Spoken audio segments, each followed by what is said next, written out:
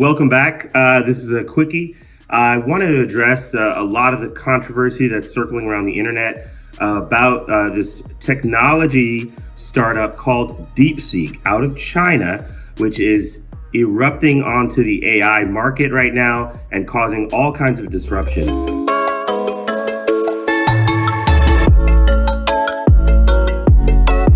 If you've heard any of the news, you know that AI stocks right now in the United States are down by a significant amount, and it's all on the news of this release that came out of Deepseek AI out of China.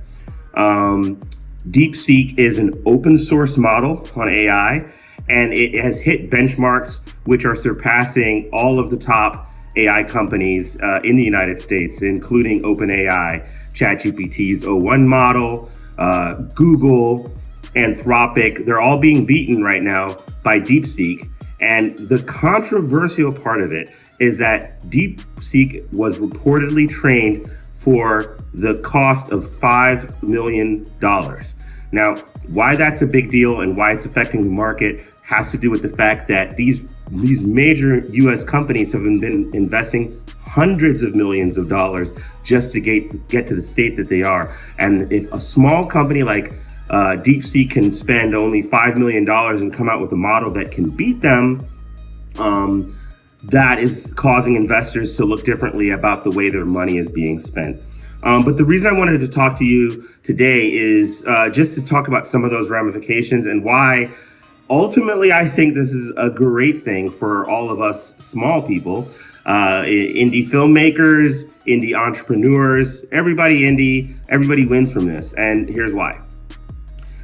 The fact that the price of AI models comes down and can be trained for a less amount of money really just comes down to the fact that they need a lot less compute time to be able to train these models, which means a lot less resources, and it's open source. So this is something that you can actually download yourself, run on your own systems, and get your own results. So it's not being gate kept the way a lot of these larger models are concerned.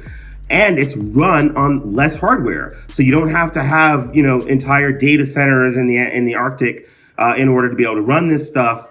You can actually do this. This is actually feasible for somebody at home to do with pretty powerful systems, yes, but powerful on a consumer level of powerful, not powerful on the level of massive data centers powerful.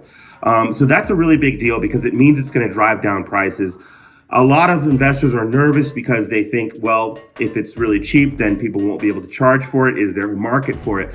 But there's a principle that has to do with the fact that when the cost of these kinds of services comes down, the demand actually increases because now it becomes more feasible for all kinds of computational things to be done by these models. And so that's why it's not really, I'm a very optimistic person about this. I think the human creativity is going to create a lot more enterprise and a lot more things that we can do if we're given the ability to do them. And so the fact that it's making it super cheap to do AI is in all ways good. One of the things that we've worried about with AI is the effect that it has on the environment. So the fact that this AI can run way more efficiently, like we're talking thousands of times more efficiently than previous models, that means it's going to have thousands of times less impact on the environment. So we do see that shows me that there is a path forward for AI that doesn't necessarily damage our environmental ecosystem as we get these new wonderful capabilities. The other thing that I want to address that it highlights just has a little bit more to do with social thing. As an American, I've been always proud of the fact that, America has been one of the leaders in the world in innovation. And I think we're entering a new world where it's not that important for any one country to necessarily be dominant exclusively in innovation, but more importantly, for the powers that be that are interested in America leading in innovation. I think what we're seeing here, and this may be a little bit doomsday, but I think it's important to say, is we're actually seeing the consequences of America's lack of investment in education, right? We just had an election where people were talking about disbanding the Department of Education altogether. And then these kinds of things happens where a country like China, which is heavily invested in education and culturally prizes education as one of the highest national resources that it has, versus in America where education is, we're considering cutting it, and we've been clearly having issues with our educational system, and a lot of people seem to think that education is not a super high priority. On top of that, we have this massive debt situation where if you want to get a higher education, you basically have to indebt yourself for the rest of your life. So everything about our system doesn't seem to really value education in that way. But yet, at the same time, the powers that be want to be able to compete in a global market, which is very education-based, such as AI.